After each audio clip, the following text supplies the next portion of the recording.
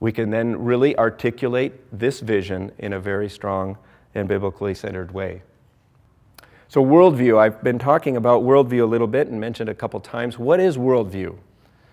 Worldview is basically your set of belief and assumptions about the world and how it works.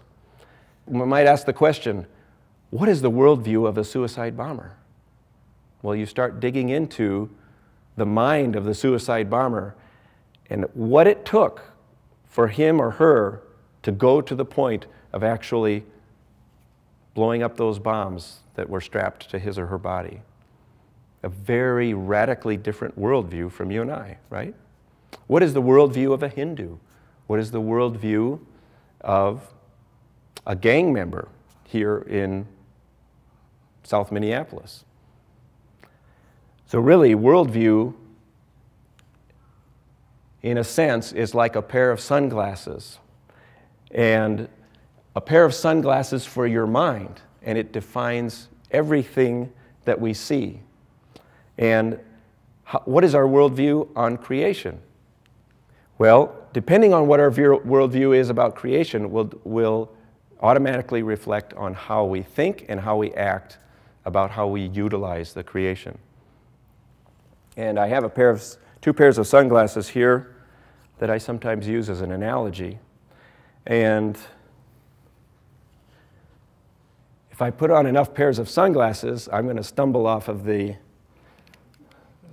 stage here. And I wanted to ask maybe us to think about as an audience, what do you think are some of the sunglasses that we wear here in North America when it comes to the environment? Something that clouds and darkens our view, right? And I would say that one of the sunglasses that defines how we think about the environment more than anything else is politics. And another one would be economics.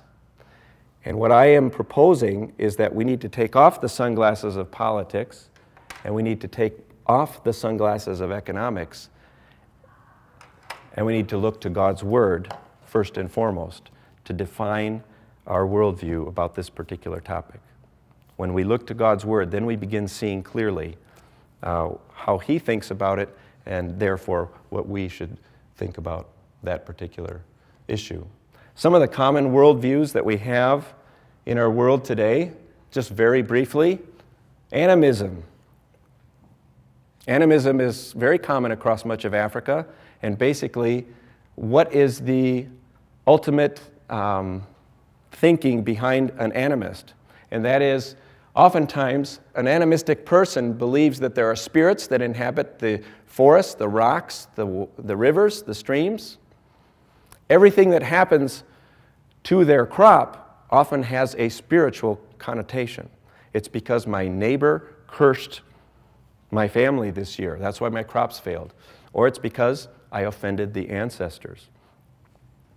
And often animists worship nature and they try to do things to appease the spirits in order to get better crops next season. So they sacrifice an animal to appease their ancestors or to get rid of the curse. Oftentimes, animists live in a way where their ultimate purpose is just to survive the next week or the next month. Secularism, another very common worldview all around the globe. And we can describe this in several different ways: Darwinism, naturalism, materialism. What is the ultimate objective of a materialistic worldview that believes there is no God, that there's only physical reality, and it kind of diminishes the idea that there is a spiritual reality in the universe? And oftentimes, what that results in is our ultimate objective is to consume nature and to attain wealth and to pursue pleasure as the ultimate purpose of our lives. Then we have theism, which is the worldview that you and I uphold. And how do you relate to creation according to theism? And that is, man is a steward of the creation. And what is the ultimate purpose in life? Is to bring glory to our Creator. Now, as we think about it, Here in North America, which one do you think we really adhere to more? There's not many of us that are animists here in North America, but there's a lot of us that are secularists. And our economics and our politics are often defined by a materialistic or secular worldview. So when we think about creation, I think most of our ideas about creation are influenced more by this one, this particular worldview, than they are by theism. And so that's where we need to think about some changes. You go back into our history here in the United States, manifest destiny. When we founded this country, a lot of us believed it was God's will for us to move across the landscape and conquer the land, right? And we felt we had a God-given right to just go and... What ended up happening in many cases? Melanie would know. The herds of bison, what happened to them? What happened to the passenger pigeon? Remember the Dust Bowl? When we had massive dust storms out west because of our agricultural practices there. And what happened to the Indians? Okay? What was our worldview when we settled North America? It's an interesting question to think about. What was our worldview in pictures like this? We erased most of the forest here in Minnesota. And what does this say about our worldview as a society? Or even more recently, if we see a sign like this here in Minneapolis, actually this is St. Paul, but recreation is a way of life at Club West.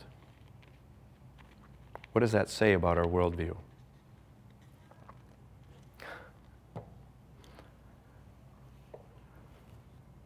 My ultimate goal is to earn the kind of living that I want to earn so that I can recreate, right?